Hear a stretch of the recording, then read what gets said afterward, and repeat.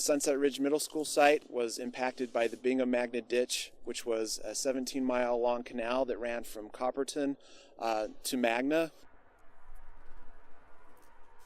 And then as development boomed out here on the west side of the valley, and people started putting in subdivisions and strip malls and other things out here, people started digging, and all of a sudden people started running into this bright orange, odd-looking soil, and started asking questions about, what is this? This seems out of place. Did some samples, found out that this soil was very high in arsenic, and started doing some historical research, and eventually uncovered the whole 17-mile length of the Bingham Ditch. Unfortunately for the school district, the ditch cut right up the side of the property of the middle school, and then it cut up the side of this property here, which the district had bought, thinking in about a decade they would build a new high school. Nothing happened at this property until just recently this year.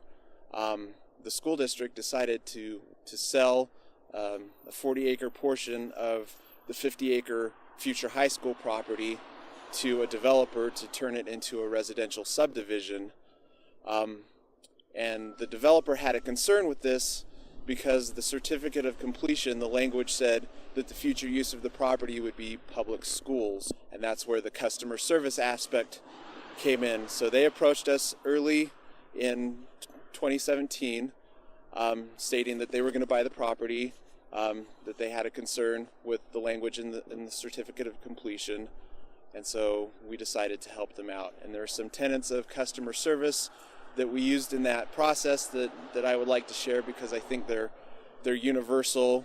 We took some time to prepare to go back and look at the original data for the site to see what bearing that had on the issue that the developer was bringing to us, that we were familiar with the current conditions of the property, the historic work that had been done, so we were able to present solutions and think about solutions that would actually be applicable at the property. We met with the developer's team and discussed the problem that they had and the possible solutions.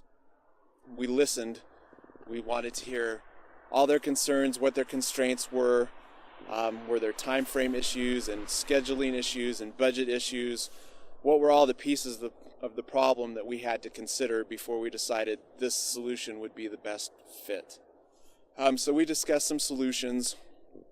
Two became apparent. One, we could issue a clarification letter that just kind of clarifies, since we did clean up to residential standards, no other work was needed at this site, but we would just clarify the language of the certificate of completion that said, yes, we would be okay with the residential land use here. The second option was to actually amend the certificate of completion with new language that says residential land use is okay on the high school property. The concern with that was the time frame.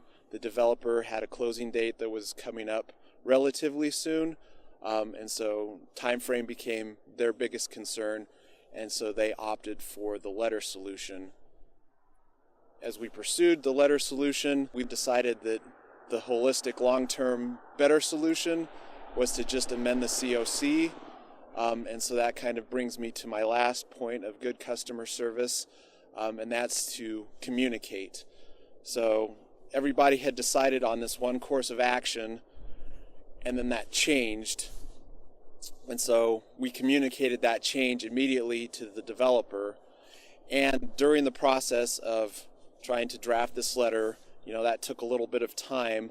So I gave status updates to the developer just on a weekly basis, even if there wasn't anything to really update, just hey, we're still working on this, you're still on our radar, just to let the developer know that we hadn't forgot about their project, we hadn't forgot about their concerns, we were still working on it.